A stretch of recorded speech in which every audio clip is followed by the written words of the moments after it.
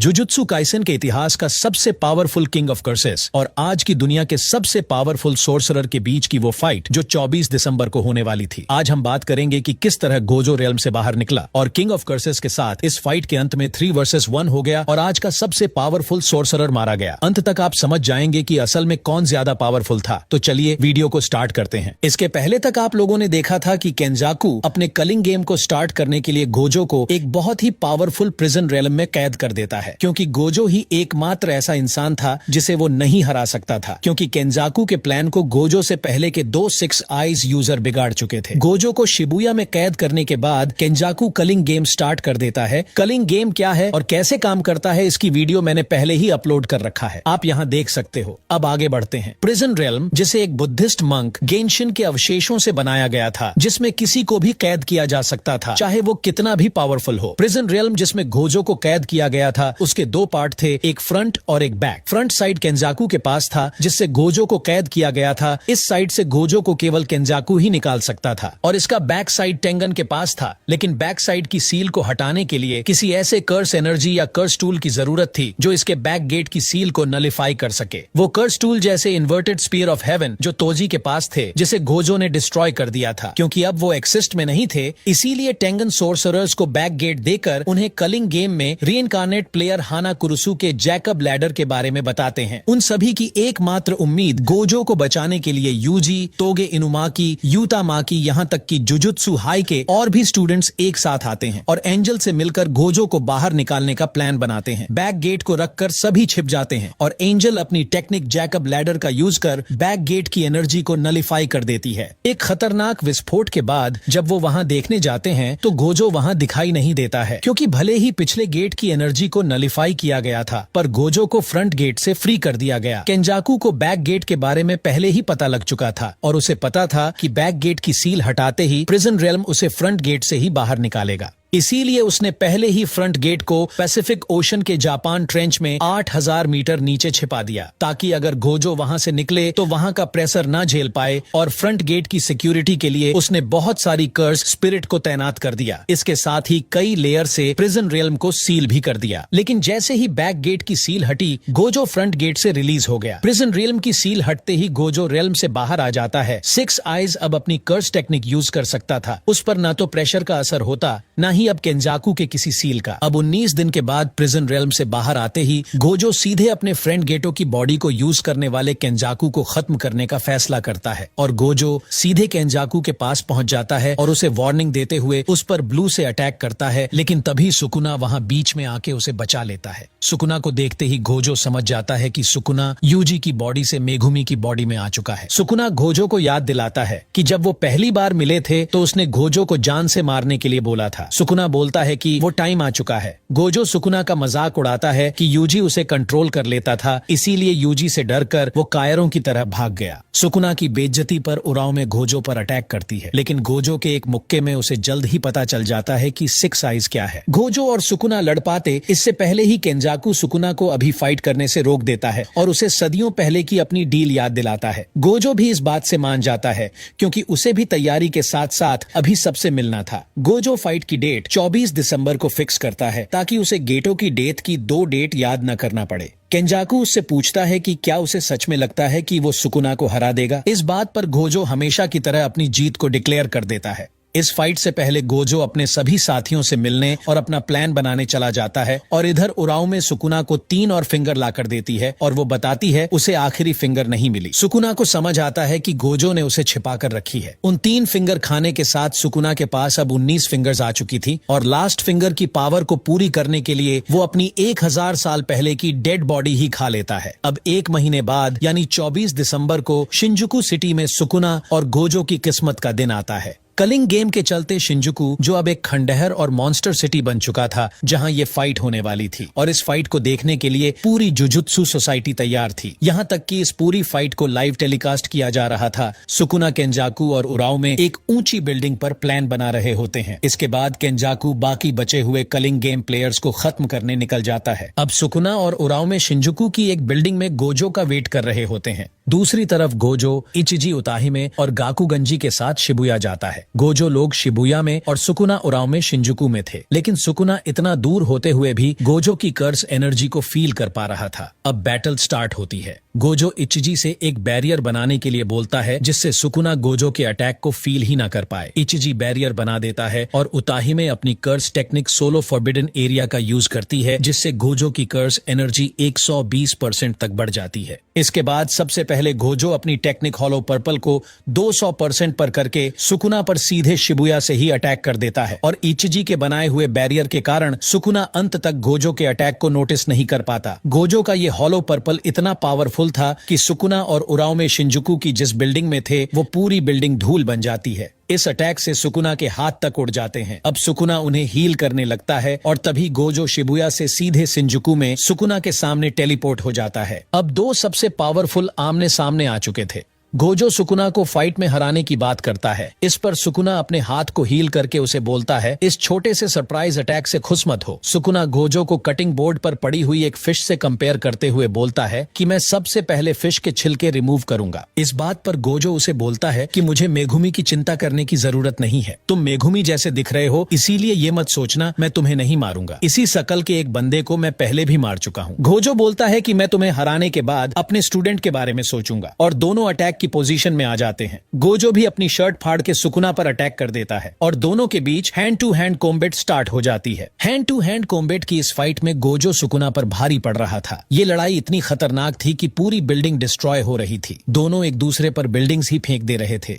आप लोग सोच रहे होंगे कि सुकुना गोजो की इन्फिनिटी बाईपास करके उसे छू कैसे पा रहा है, तो सुकुना यूज कर रहा था डोमेन एम्प्लीफिकेशन। सिंपल डोमेन की तरह डोमेन एम्प्लीफिकेशन एक ऐसी एंटी डोमेन टेक्निक है जो यूज करने वाले को ओपोनेंट के किसी भी टेक्निक या डोमेन को नलिफाई कर देती है। मतलब यूज करने वाला खुद को एक ऐसे एंटी कर्स टेक्निक डोमेन में रख लेता है कि उसके अंदर कोई भी कर्स टेक्निक काम नहीं करेगी। यही कारण है कि सुकुना जब डोमेन एम्प्लीफिकेशन के साथ गोजो से फाइट कर रहा था, तब डोमेन एम्प्लीफिकेशन के अंदर आने से गोजो की इन्फिनिटी नल हो जाती थी और सुकुना उसे छू पाता था। लेकिन डोमेन एम्प्लीफिकेशन यूज करने का एक नुकसान ये है कि जो डोमेन एम्प्लीफिकेशन का यूज कर रहा उसकी भी कर्स टेक्निक नल रहती है। डोमेन एम्प्लीफिकेशन के साथ यूजर अपनी इनेट टेक्निक यूज नहीं कर सकता। अब एक लंबी हैंड टू हैंड फाइट के बाद गोजो को याद आता है कि मेई लाइव स्ट्रीमिंग कर रही है और सभी उनकी फाइट देख रहे हैं। तभी दोनों एक साथ करते हैं डोमेन एक्सपेंशन।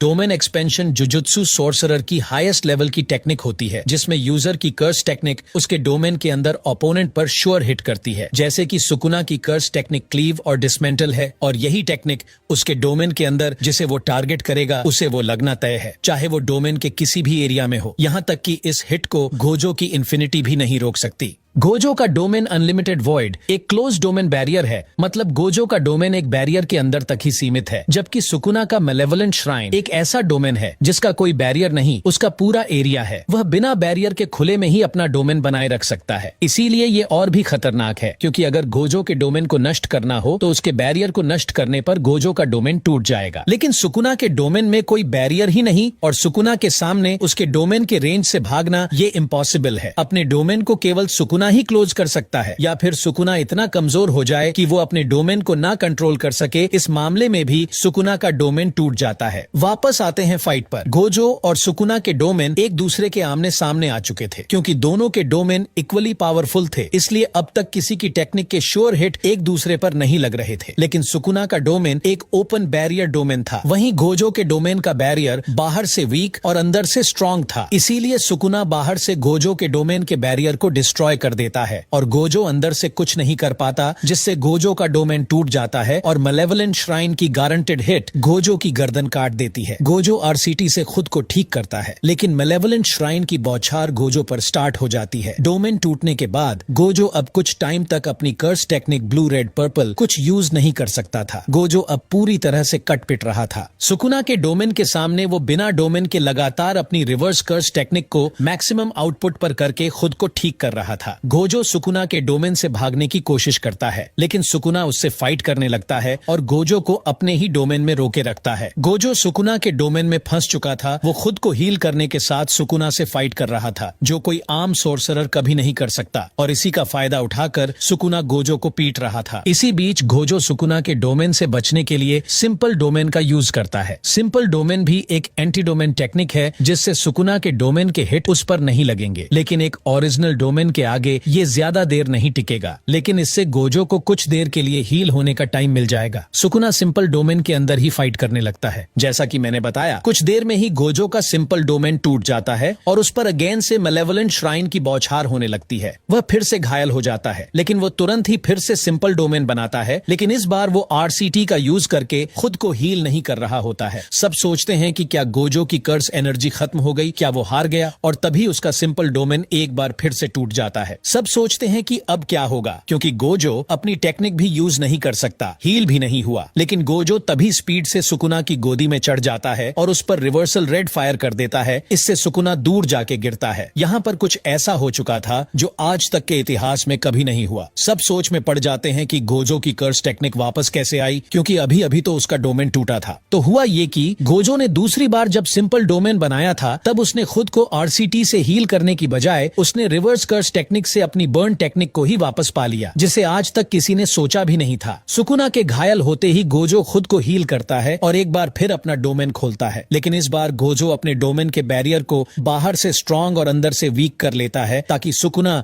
उस बार की तरह इसे बाहर से ना तोड़ पाए। लेकिन सुकुना इसके लिए अंदर के अटैक रोककर अपने डोमेन के एरिया को कम करके गोजो के डोमेन पर बाहर से अटैक तेज कर देता है। इसके अलावा सुकुना खुद को गोजो की इन्फिनिटी से बचाने के लिए वो गोजो के पीछे जुड़कर फाइट करने लगता है, ताकि गोजो की इन्फिनिटी का इफेक्ट उस पर ना पड़े, क्योंकि केंजाकू ने उसे बताया था कि गोजो के डोमेन के अंदर गोजो और जिसे उसने डायरेक्टली पकड़ा होता है, उस पर इन्फिनिटी का कोई इफेक्ट नहीं पड़ता। वो डोमेन के साथ डोमेन एम्प्लीफिकेशन का यूज करता है, ताकि गोजो अपनी किसी कर्स टेक्निक का यूज ना कर पाए। गोजो हैरान हो जाता है कि सुकुना एक साथ डोमेन एम्प्लीफिकेशन और डोमेन एक्सपेंशन का यूज कैसे कर पा रहा। वो देखता है कि सुकुना के डोमेन का आउटपुट 2 गुना बढ़ चुका है। उसके डोमेन के अटैक्स गोजो के डोमेन के बैरियर को दूसरी बार भी डिस्ट्रॉय कर देते हैं और अनलिमिटेड वॉइड दूसरी बार भी टूट जाता है, जिससे गोजो पर मैलेवोलेंट श्राइन के अटैक्स दोबारा होने लगते हैं। सिंपल डोमेन की जगह गोजो इस बार फॉलिंग ब्लॉसम इमोशन टेक्निक का यूज करता है। इस टेक्निक से गोजो की कर्स एनर्जी खुद सुकुना के डोमेन के अटैक को काउंटर कर रही थी, जिससे उसे अब कम और हल्के फुल्के स्लैसेस का ही सामना करना पड़ रहा था, जिसके कारण गोजो को फिर से अपनी बर्न टेक्निक और डोमेन को रिवाइव करने का टाइम मिल जाता है। कर्स टेक्निक वापस आते ही गोजो एक बार फिर से करता है,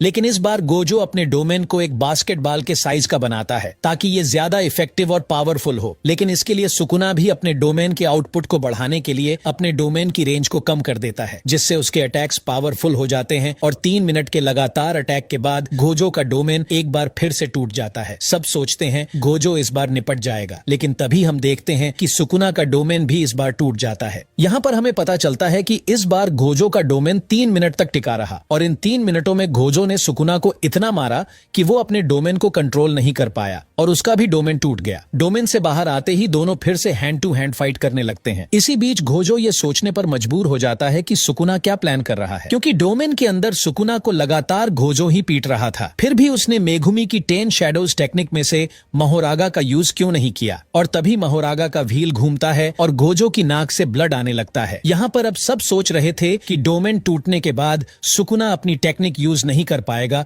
और डोमेन नहीं बना पाएगा और गोजो अब आराम से जीत जाएगा। लेकिन तभी हम देखते हैं कि सुकुना भी गोजो की तरह आरसीटी का यूज कर अपनी कर्स टेक्निक को वापस पा लेता है। गोजो की तरह सुकुना दूसरा ऐसा बंदा बन चुका था जिसने आरसीटी का यूज कर अपनी बर्न कर्स टेक्निक को वापस पा लिया हो। सुकुना ऐसा बंदा है जो किसी भी टेक्निक को देखकर एक बार में ही उसे सीख जाता है। दोनों खुद को हील करते हैं और एक बार फिर अपने डोमेन को एक्सपैंड करते हैं। गोजो पहले की तरह फिर से सुकुना को पीटने लगता है और उसे इतना मारता है कि उसका आधा फेस तक उड़ जाता है। पहले की तरह सुकुना का श्राइन लाइन अनलिमिटेड वॉइड को तोड़ देता है और गोजो सुकुना को ही मार मार के उसके डोमेन को तोड़वा देता है। दोनों का डोमेन फिर से एक साथ टूट जाता है। इसके बाद दोनों खुद की टेक्निक को हील करते हैं और एक बार फिर अपना डोमेन एक्सपेंड करते हैं, लेकिन इस बार गोजो सुकुना से 0.01 सेकंड पहले ही अपना डोमेन खोल लेता है, क्योंकि सुकुना खुद को हील करने में टाइम लगा देता है, जिसके कारण गोजो उसे इतना मारता है कि इस बार 2 मिनट 40 सेकंड की फाइट के बाद सुकुना अपने डोमेन को कंट्रोल में नहीं रख सका और सुकुना का डोमेन इस बार गोजो के डोमेन से पहले टूट जाता है। और जैसे ही सुकुना का डोमेन टूटा, गोजो के डोमेन की श्योर हिट सुकुना पर पड़ी और वो गोजो के डोमेन की इन्फिनिटी में फंस गया। गोजो उसके लंग्स और लीवर में अटैक करता है, लेकिन इसके पहले गोजो सुकुना को खत्म कर पाता। सुकुना महोरागा को गोजो के अनलिमिटेड वॉइड में समन करता है। With this treasure I summon 8-handled sword, Divergencilla, Divine General Maharaga. अब महोरागा गोजो के सामने आ चुका था। गोजो अपनी कर्स टेक्निक रिवर्सल रेड का यूज कर उसे एक शॉट में खत्म करना चाहता था, लेकिन इससे पहले ही महोरागा सोर्ड ऑफ एक्सटर्मिनेशन को गोजो के डोमेन में पटक देता है, जिससे गोजो का डोमेन टूट जाता है। महोरागा की तलवार सोर्ड ऑफ एक्सटर्मिनेशन, जो कि किसी भी कर्स एनर्जी या कर्स टेक्निक को खत्म कर सकती है। महोरागा की पावर तो आप गोजो वर्सेस सुकुना फाइट में देख ही चुके होंगे। इसके अगले पार्ट में हम इस लड़ाई को यहीं से कंटिन्यू करेंगे, जहां सुकुना महोरागा का यूज करके गोजो को खत्म करता है। आपके हिसाब से अभी तक किसका पलड़ा भारी रहा, कमेंट करना मत भूलना। मिलते हैं इस वीडियो के नेक्स्ट पार्ट में।